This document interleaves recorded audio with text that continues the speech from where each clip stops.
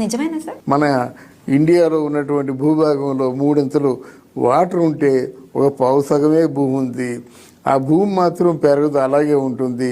జనాభా పెరుగుతారు కదా కనుక ఆ భూమి వాల్యూ పెరుగుతుంది. ఇట్లాంటి కొన్ని పిచ్చాపాటి మాట్లాడుకుంటుండేవాళ్ళం, సినిమాలు మాట్లాడుకుంటుండేవాళ్ళం అన్నమాట.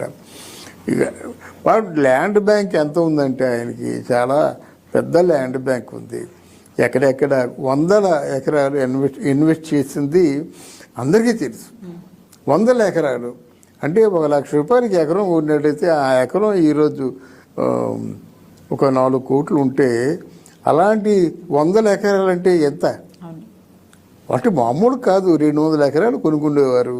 అంటే 200 ఎకరాలకి 200 చూసుకోండి, ఎకరం ఓ 4 కోట్లు వేసుకోండి, 4-5 కోట్లు వేసుకోండి, 200 ఎకరాలు అలా అన్నమాట.